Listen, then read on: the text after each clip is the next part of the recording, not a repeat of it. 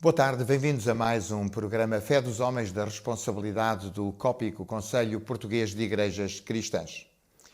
No próximo domingo, o texto é retirado do Evangelho de Lucas, capítulo 15, e fala-nos sobre uma ovelha e uma moeda, uma dracma, que são achadas.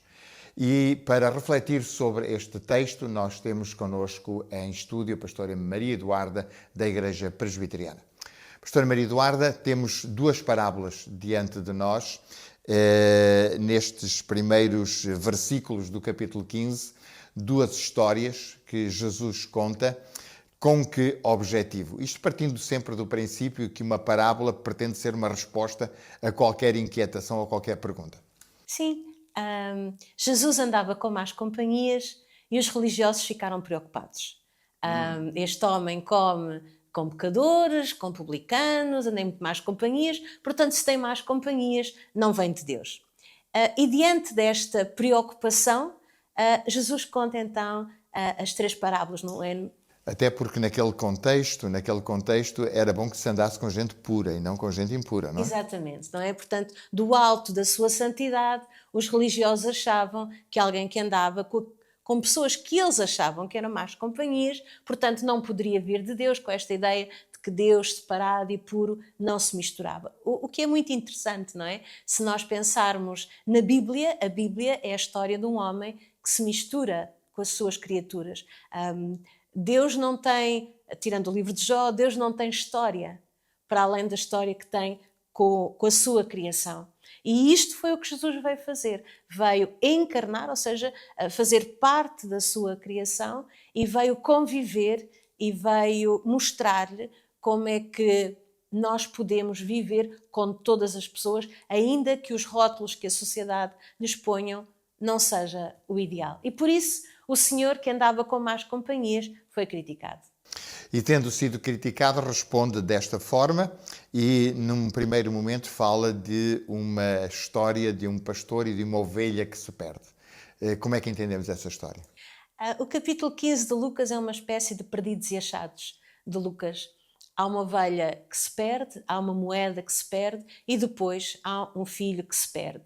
E é interessante que estas parábolas vão em gradação. Há uma de 100 que se perde, há uma em 10 e depois, no fundo, há dois filhos que estão perdidos. Ou seja, não há um filho perdido, são os dois que estão perdidos. Isto para dizer que Deus é aquele que vai procurar quem está perdido. E é interessante que todas as histórias passam pela mesma sequência: algo se perde, algo se encontra e há uma festa.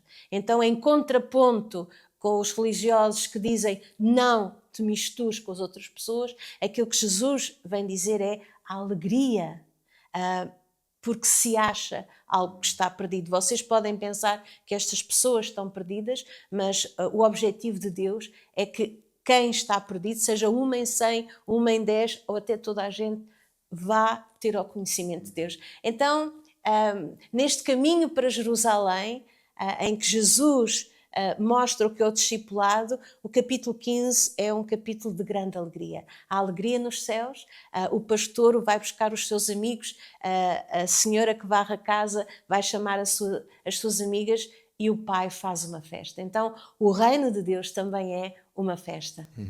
Só que essa festa é uma festa que resulta de um olhar de compaixão e de um compromisso com aqueles que, obviamente, pretensamente estão fora, mas a quem Deus ama. Sim. E essa é uma chamada de atenção para a Igreja. A misericórdia. Estas parábolas de Lucas fazem-me lembrar um pouco aquela passagem de Gênesis, em que Abraão negocia com Deus o destino de Sodoma e Gomorra. E Abraão diz, e se houver 50 justos? E se houver 40? E se houver 30? E se houver 20? E se houver 10? E é um Deus que tem compaixão até dos 10 e acaba por salvar Ló e as filhas, mas é este Deus de compaixão que no meio de duas cidades que tinham como pecado não serem acolhedoras, que tinha como castigo o facto de rejeitarem os outros que são diferentes, Jesus vem no Novo Testamento dizer o Deus que tem misericórdia de um ou dois, é o Deus que eu represento, é isto que eu vos venho ensinar. Uma ovelha no meio de 100 é importante e contra a lógica de mas eu tenho 99 e estão ali arrumadinhas no redil e são das boas que não fogem e não se perdem. Eu vou à procura daquela que vocês dizem que está perdida, eu vou à procura daquela que faz parte de mim porque é a minha criação. É um pouco contra a cultura do nosso tempo.